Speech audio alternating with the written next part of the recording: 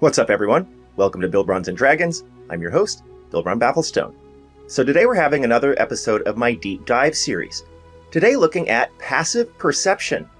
Having been involved in this West March server for a few weeks now and having played with lots of different players, I found that the passive perception rules are not widely understood. So let's take care of that and break this down.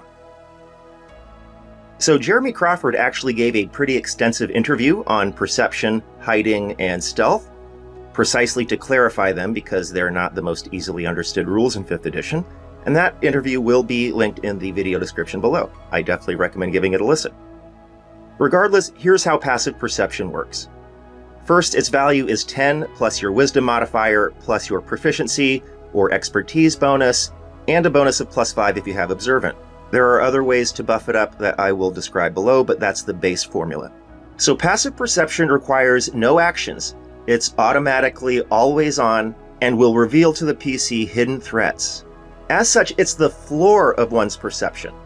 Even an active perception check cannot generate a result below one's passive perception because everything that's capable of being noticed by your passive perception has already been noticed. So it makes little sense that a PC might roll and then roll lower than that and somehow forget what he's already noticed. And these hidden threats can be hidden creatures, traps, secret doors, etc. We all play Dungeons & Dragons, we know when it comes into play. Now note when it comes to hiding, hidden creatures make a stealth roll versus the passive perception of potential observers, and stealth wins when it's equal to or better than those passive perception scores. Stealth wins the ties. The reason for that is that the hiding occurs first, and then the passive perception of the potential observer creates a contest. And on tied contests, the result is that nothing changes, therefore the stealther remains hidden. And I've put the receipts on the screen, and I'll continue to do that throughout the entire video. Now note that advantage or disadvantage to the perception roll grants a plus or -5 modifier to passive perception. And notably, dim light confers disadvantage to perception, and note further that dark vision creates dim light conditions out of full darkness. So I found a lot of times people forget about this rather significant -5 penalty to passive perception when you're using dark vision, but it's pretty significant. It's very much easier to sneak up on you, and you're going to miss a lot of secret doors and traps and stuff. Now there is synergy here with the Skulker feat, which eliminates that penalty, and there's synergy with Devil Sight and True Sight, which eliminates that penalty versus darkness. Now note that Devil Sight offers no benefit in actual dim light. You need dark vision to improve dim light to bright light. So a PC actually requires both Devil Sight and dark vision to cover all lighting conditions.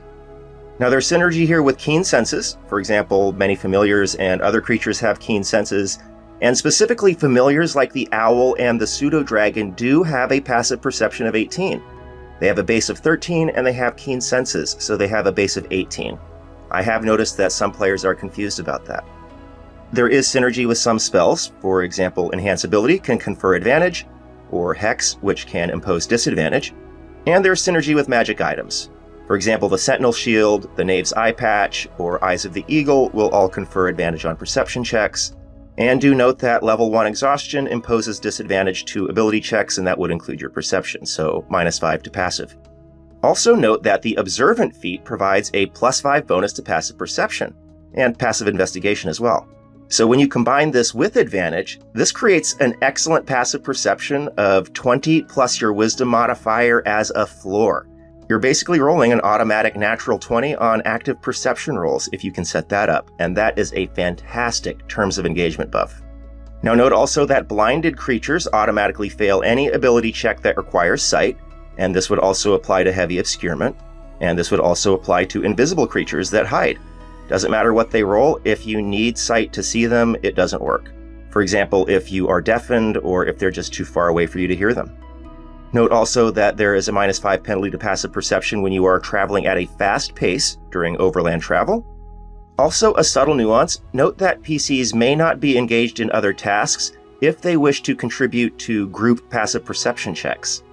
And in another obscure rule, note that PCs with a passive perception of 15 or better are awakened from sleep by normal speech within 10 feet of them, and PCs with a passive perception of 20 or better are awakened from sleep by whispers within 10 feet of them. So that's a pretty interesting angle. Could be cool, could be annoying. Now, in contrast to passive perception, Active perception requires the search action in combat. You're not supposed to be rolling perception as free actions or anything. It's supposed to be your passive, and you actually have to invest an action to take the search action if you want to roll perception.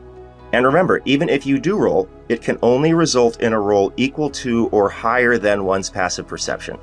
Now, it might be able to be performed as a free action with DM discretion out of combat just by the player making a declaration, because actions are technically a combat-only mechanic, and so there's no such thing as the search action when you're not in combat. Those things are technically not applicable until initiative is rolled.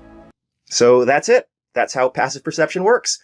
Thank you so much for watching. This has been Build Bronze and Dragons. I'm your host, Bill Bathelston. See you next time.